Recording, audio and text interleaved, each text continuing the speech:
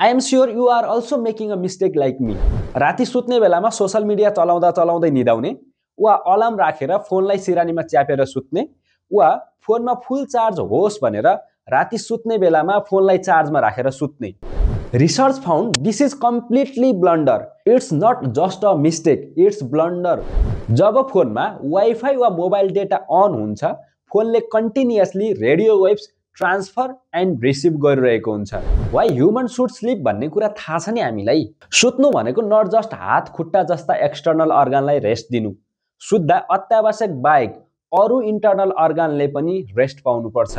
तर हाम्रो social media on गरेर सुत्ने, अन गरेर उठ्ने बानीले मेलाटोनिन हर्मोन, जसलाई स्लिप हर्मोन पनि भन्ने गरिन्छ, त्यसलाई डिस्टर्ब गरिदिन्छ। माइन्ड जति रिल्याक्स भएर रिपेयर हुनुपर्ने हो त्यो कुरालाई पनि डिस्टर्ब गरिदिन्छ। त्यसले गर्दा सुत्दा धेरै सपना देखिने, तर्सिने, बेला बेलामा बिउजिने जस्ता बिहेभियरहरू देखा पर्न थाल्छन्, जुन कुराहरू अहिले नर्मल लाग्न थालिसक्यो। यो कुराले तत्काल ह्युमन बिहेभियरमा चेन्ज आउने, बढी झर्किने, फ्रस्ट्रेसन बढाउने जस्ता असरहरू देखिन्छन् भने लङ टर्म हेल्थ इस्यु जस्तै मेन्टल हेल्थ इस्यु जस्ता समस्या पनि देखा पर्ने गर्छन्।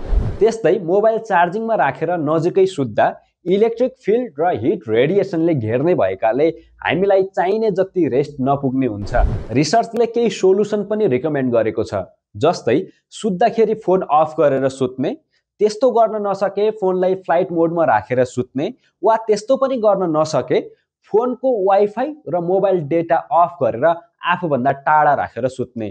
अत्यावश्यक बाहेक अरु सिचुएसनमा फोनलाई चार्जिङमा राखेर नजिकै नसुत्ने। आजैबाट सुत्नुभन्दा 1 घण्टा अगाडि नै फोनलाई चार्जबाट निकालेर वाइफाई र मोबाइल डेटा अफ गरेर फोनलाई शान्त हुन दिनुस् र आफू पनि रिल्याक्स भएर शान्तसँग सुत्नुस्। अझ बेटर त रुममा भएको वाइफाईको राउटरलाई अफ गरिदिनुस्। प्याकअप भाइ, अब क्यामेरा अफ कर। राउटर अफ गर्दिम। भाग, तेरो भाउजूले आज राति मेसेज गर्छु भनिछे।